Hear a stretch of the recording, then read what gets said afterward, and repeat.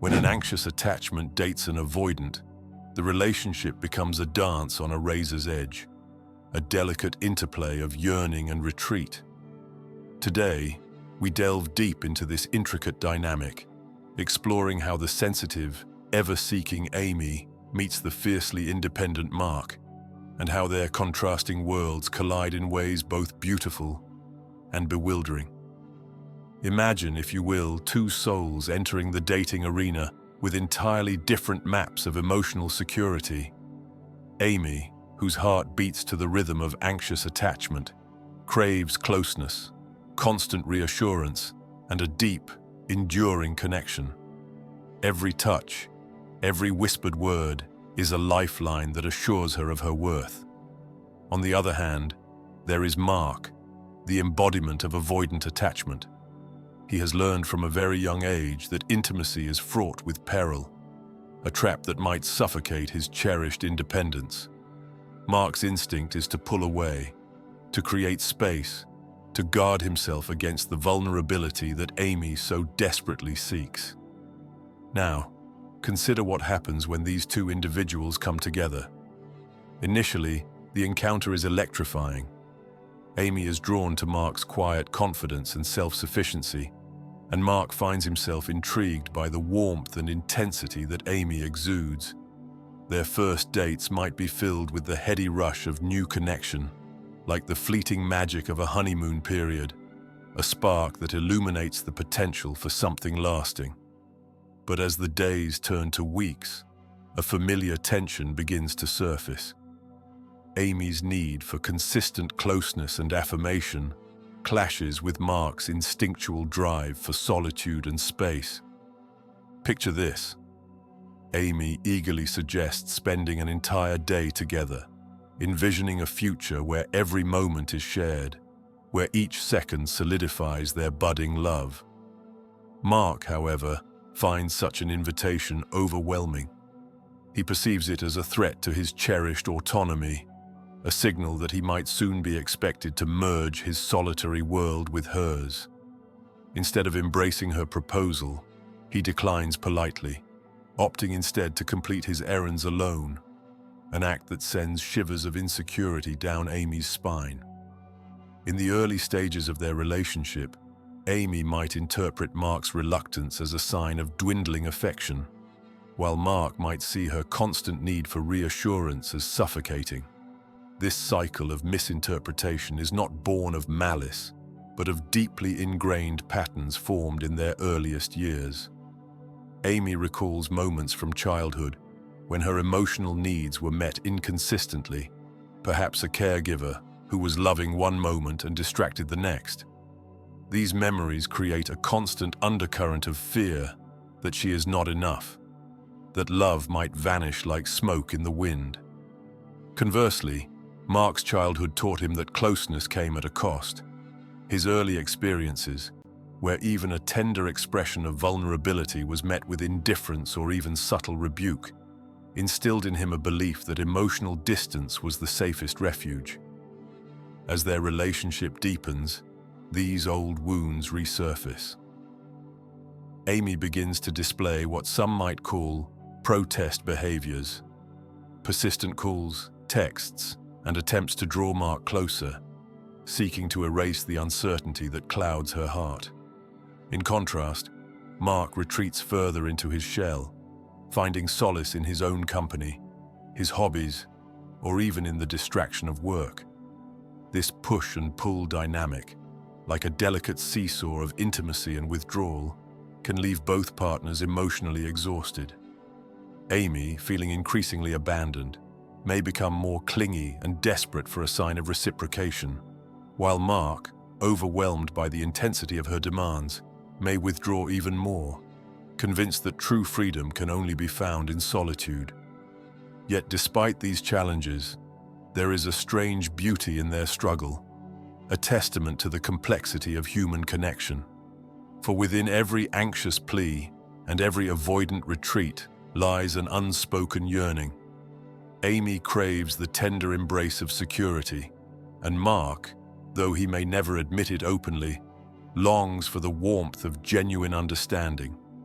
Their conflict, though painful, holds the potential for growth if both can learn to navigate their differences with compassion and communication. One might ask, is it possible for such disparate forces to ever truly align?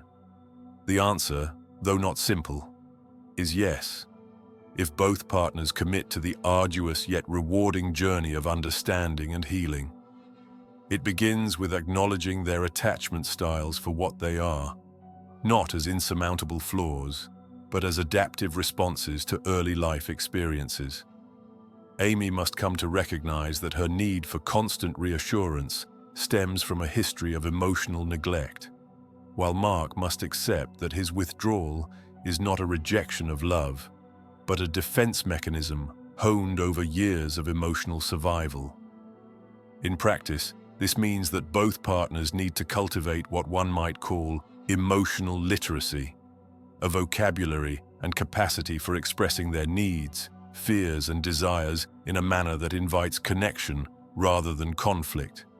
For Amy, this could involve learning to pause before reacting, to recognize that her anxious heart may be interpreting Mark's need for space as abandonment rather than a mere desire for autonomy. For Mark, it requires a gentle courage, a willingness to allow himself to be seen, even if it means momentarily stepping outside the confines of his well-worn patterns. This might involve small, incremental steps, a hug that lingers a little longer, a phone call that isn't rushed off the hook, or a quiet moment of shared silence that speaks louder than words. Consider the story of a couple I once encountered. Let us call them Sarah and James. Sarah, embodying an anxious attachment, would often call James throughout the day, seeking constant updates and little assurances. James, a classic avoidant, would dutifully respond, but always in a tone that suggested he was merely fulfilling an obligation rather than sharing genuine affection. Over time, Sarah's relentless need began to stoke James's fears of losing his independence. Recognizing this growing divide, they sought help through couples therapy. In that safe space, they learned to articulate their needs without blame. Sarah discovered that by framing her need for closeness in terms of her own feelings, "I feel unsettled when we don't connect for a little while," rather than as a deficiency on James's part, the conversation took on a different, more collaborative tone. James, in turn, began to share small moments of vulnerability, revealing that beneath his reserved exterior lay a deep desire for connection that he had long buried. This transformation did not happen overnight. It was the result of countless conversations, compromises, and moments of mutual insight. It taught them that secure attachment is not the absence of conflict, but the ability to navigate it with grace and empathy. When an anxious attachment learns to temper their intensity and an avoidant attachment dares to step forward, the relationship evolves into something richer, more nuanced, a living, breathing testament to the resilience of the human heart. So, what does love feel like for an avoidant, and how can it be nurtured without sacrificing the precious gift of independence? The answer lies in balance, striking a delicate equilibrium where both closeness and freedom are honored. For those with avoidant tendencies, love is a gentle, almost imperceptible current that flows when trust is earned over time. It is not the overwhelming torrent of passion experienced during the honeymoon phase, but a steady, reliable stream that builds slowly, nourishes steadily, and supports growth without overwhelming. In the context of a relationship between an anxious and an avoidant, achieving this balance requires both introspection and communication. The anxious partner must learn to find solace within themselves, cultivating self-soothing techniques and recognizing that their worth is not solely defined by the availability of their partner. Simultaneously, the avoidant partner must work to understand that opening up does not equate to losing freedom. It can, in fact, enrich their life with the kind of intimacy that allows both individuals to thrive. Ultimately, the journey towards a balanced relationship is not about transforming one's fundamental nature overnight. It is a gradual process, akin to tending a garden. One must carefully nurture the soil, plant the seeds of vulnerability and trust, and then patiently wait as these seeds grow into a flourishing, secure bond.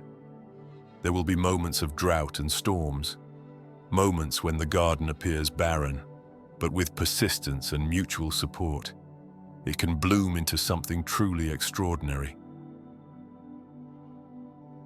If you believe this video might help someone dear to you, share it with them. A small gesture on your part could mean the world to a friend in need.